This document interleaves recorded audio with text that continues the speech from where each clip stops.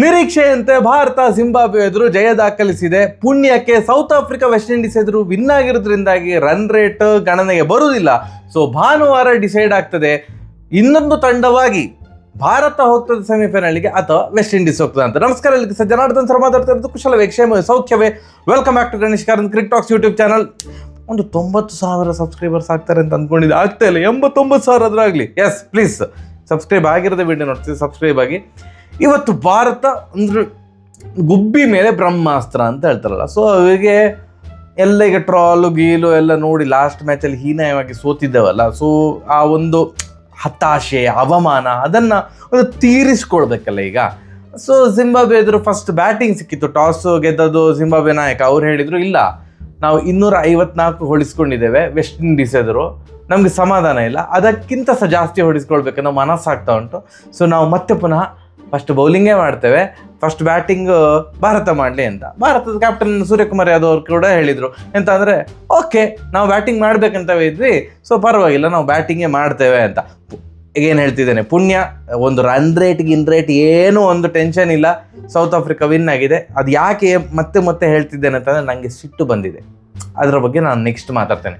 First batting ಮಾಡ್ತೇವೆ ಅಂತ ಅಂದರು. ಇವತ್ತು ಭಾರಿ ಖುಷಿಯಾದದ್ದು ಇಂಡಿಯಾದ ಬ್ಯಾಟಿಂಗ್. ಎಸ್, ಅದರದ್ದು ಏನು ಸಿಟ್ಟಿಗಿಟ್ಟಿಲ್ಲ. ತಂಡದಲ್ಲಿ 2 ಬದಲಾವಣೆ ಇತ್ತು, ಮತ್ತು ಇದು ಏನು ಜ್ಞಾನೋದಯ ಆಯ್ತು ಅಂತ ಕಾಣ್ತದೆ ಮ್ಯಾನೇಜ್ಮೆಂಟಿಗೆ. ಸುಂದರ್ ಅವ್ರನ್ನ ಬೆಂಚಲ್ಲಿ ಕೂರಿಸಿ ನಮ್ಮ ತಂಡದ ಒಂದು ವೈಸ್ ಕ್ಯಾಪ್ಟನ್ ಅಕ್ಷರ್ ಪಟೇಲ್ ಅವ್ರನ್ನ ವಾಪಸ್ ತಂಡಕ್ಕೆ ತೆಗೆದುಕೊಂಡು ಬಂದರು, ಪ್ಲೇಯಿಂಗ್ 11ನಲ್ಲಿ ಹಾಕೊಂಡ್ರು. ಹಾಗೆಯೇ ರಿಂಕು ಸಿಂಗ್ ಅವ್ರನ್ನ ಕೂರಿಸಿ ಸಂಜು ಸ್ಯಾಮ್ಸನ್ ಅವ್ರನ್ನ ಪ್ಲೇಯಿಂಗ್ 11ನಲ್ಲಿ ಹಾಕಿ ಓಪನಿಂಗ್ ಕಾಂಬಿನೇಷನ್ ಏನೋ ಮಾರ ಸರಿ ಆಗ್ತಾ ಇಲ್ಲ. ಐದರ್ ಅಭಿಷೇಕ್ ಶರ್ಮಾ ಅವರು 0 ಹೊಡಿತಿದ್ದಾರೆ, ಇಲ್ಲ ಇದ್ರೆ ಲಾಸ್ಟ್ ಮ್ಯಾಚಲ್ಲಿ ಈಶಾನ್ ಕಿಶನ್ ಬೇರೆ 0 ಹೊಡೆದ್ರು. ಸೊ ಈ ಓಪನಿಂಗ್ ಕಾಂಬಿನೇಷನ್ ಬೇಡ, ಸ್ಯಾಮ್ಸನ್ ಮತ್ತು ಅಭಿಷೇಕ್ ಶರ್ಮಾ ಅವರು ಇರಲಿ. ಸೊ ಒಂಥರ right and left hand combination, right left combination ಮೇಲೆ ಹೋಗುವ ಅಂತ ಅಂದ್ಕೊಂಡು ಆ ಒಂದು ರೈಟ್ ಲೆಫ್ಟ್ ಕಾಂಬಿನೇಷನ್ ಮೇಲೆ ಹೋದರು. ಪುಣ್ಯಕ್ಕೆ ಇಬ್ಬರಲ್ಲಿ ಒಬ್ಬರು 0 ಹೊಡಿಲಿಲ್ಲ, ಒಳ್ಳೆ ಓಪನಿಂಗ್ ಸಿಕ್ಕಿತ್ತು. ಮತ್ತು ಪುನಃ ಆ್ಯಸ್ ಯೂಶುವಲ್ ಸಂಜು ಸ್ಯಾಮ್ಸನ್ ಅವ್ರದ್ದು ಆಟ ನೋಡುವಾಗ ಆಹಾ ಅಂತ ಅನ್ನಿಸ್ತಾ ಇರ್ತದೆ, ಮತ್ತು ಓಹೋ ಅಂತ ಆಗ್ತದೆ, ಲಾಸ್ಟಿಗೆ ಹೇ ಅಂತ ಆಗಿಬಿಡ್ತದೆ. ಯಾಕಂತಂದರೆ ಇವರು ಎಷ್ಟು ಚಂದವಾಗಿ ಲೀಲಾಜಾಲವಾಗಿ 4-6 ಹೊಡಿತಾರೋ ಅಷ್ಟೇ ಚಂದ.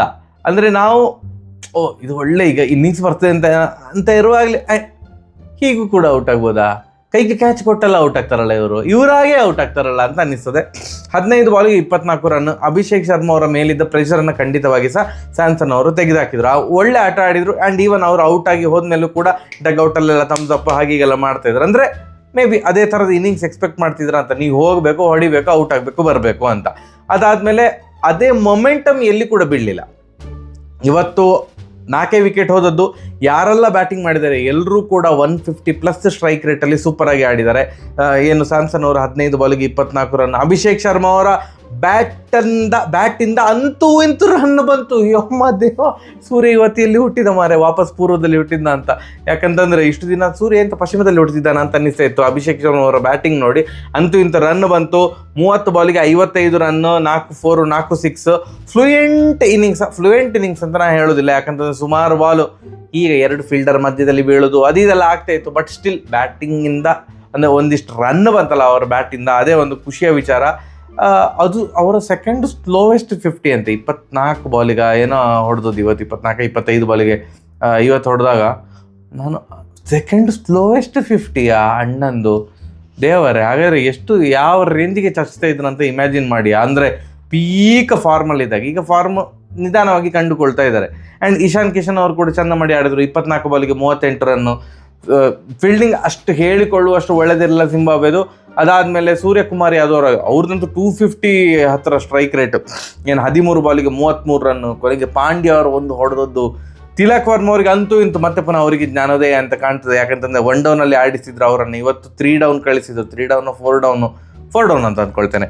ಅವರು ಕೂಡ 16 ಬಾಲಿಗೆ 44 ರನ್. ಸಾರಿ ಎಲ್ಲ ಇದು ಏನು ಇದು ನಮ್ಮ ಪಾಂಡ್ಯ ಅವರು 23 ಬಾಲಿಗೆ 50 ಎಲ್ಲ ಚಚ್ಚಿ 256 run. Second highest total in the history of T20 world cup. Highest ಹೊಡೆದು ಶ್ರೀಲಂಕಾ 260. ಸೆಕೆಂಡ್ ಹೈಯೆಸ್ಟ್ ಮೊನ್ನೆಯ ತನಕ ವೆಸ್ಟ್ ಇಂಡೀಸ್ ಆಗಿತ್ತು, ಮೊನ್ನೆ ಅಷ್ಟೇ 254 ರನ್ ಹೊಡೆದ್ರು. ಆ ರೆಕಾರ್ಡನ್ನು ಭಾರತ ಇವತ್ತು ಮುರಿದಾಕಿತ್ತು, 256. ಇಲ್ಲೇ ತನಕ ಭಾರಿ ಖುಷಿಯಲ್ಲಿದ್ದೆ, ಪರವಾಗಿಲ್ಲ ಅಂತೂ ಇಂತೂ ಲಯ ಕಂಡುಕೊಂಡಿದ್ದಾರೆ ನಮ್ಮ ಏನು ಬೈಲ್ಯಾಟ್ರಲ್ ಸೀರೀಸಲ್ಲಿ ತೋರ್ತಿದ್ದೇವಲ್ಲ ಪ್ರದರ್ಶನ, ಆ ಥರದ ಒಂದು ಬ್ಯಾಟಿಂಗ್ ಪ್ರದರ್ಶನ ಬಂತು. ಬಟ್ ಬೌಲಿಂಗ್ ನೋಡಿದಾಗ ನನಗೆ ಅನಿಸಿದ್ದು ಯಾಕೆ ಇಷ್ಟು ಲೆಥಾರ್ಜಿಕ್ ಆಗಿ, ಅಂದರೆ ಒಂದು ಸಣ್ಣ ಮಟ್ಟಿಗಿನ ಉಡಾಫೆ, ಒಂದು ಸಣ್ಣ ಮಟ್ಟಿಗಿನ ಆಲಸಿತನ.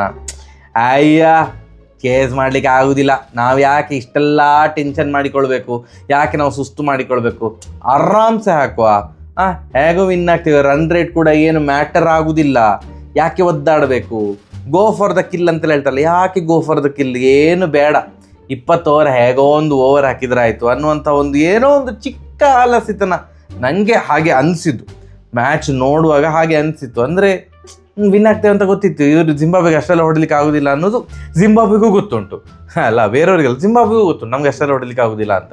ಸೊ ತುಂಬ ಲೈಟಾಗಿ ತಗೊಂಡ್ರು ಅಂತ ಕಾಣ್ತದೆ. ಜಿಂಬಾಬ್ವೆ 184 ತನಕ ಹೋಯಿತು, 6 ವಿಕೆಟ್ ಹೋದದ್ದು, 184 ತನಕ ಹೋದದ್ದು. ಅದು ಜಿಂಬಾಬ್ವೆ ಆ್ಯಕ್ಚುಲಿ ಸಾಧನೆ. ಇಂಡಿಯಾಗೆ ಅಷ್ಟೆಲ್ಲ ಹೊಡೆದದ್ದು ಅವರು. Zimbabwe out of the tournament, yes group ಸ್ಟೇಜಲ್ಲಿ ಸೂಪರಾಗಿ ಆಡಿದರು, ಅಜೇಯ ತಂಡವಾಗಿ ಬಂದರು, ಇಲ್ಲಿ ಬಂದು ನಾಯಿಗೆ ಹೊಡೆದಾಗೆ ಹೊಡೆಸ್ಕೊಂಡ್ರು, ಏನು ವೆಸ್ಟ್ ಇಂಡೀಸ್ ವಿರುದ್ಧನೂ ಹಾಗೆ ಭಾರತ ವಿರುದ್ಧನೂ ಹಾಗೆ. ಬಟ್ ಬ್ಯಾಟಿಂಗ್ ಅಂತ ಬಂದಾಗ ಇವತ್ತು ಭಾರಿ ಚೆಂದ ಮಾಡಿ ಆಡಿದ್ರು. ಅವರ ಒಂದು ಫೈನೆಸ್ಟ್ ಪ್ಲೇಯರ್, ಗ್ರೂಪ್ ಸ್ಟೇಜಲ್ಲಿ ನಾಟ್ ಔಟ್ ಇದ್ದಂಥ ಆಟಗಾರ, 3 ಮ್ಯಾಚಲ್ಲಿ 3 ಮ್ಯಾಚ್ ನಾಟ್ ಔಟು, ಒಳ್ಳೆ ಆಟ ಆಡಿದರು. ವೆಸ್ಟ್ ಇಂಡೀಸ್ ಮೇಲೆ 5 ಬಾಲಿಗೆ 5 ರನ್ ಹೊಡೆದು ಔಟ್ ಆದರು. ಇವತ್ತು 97 ನಾಟ್ ಔಟ್.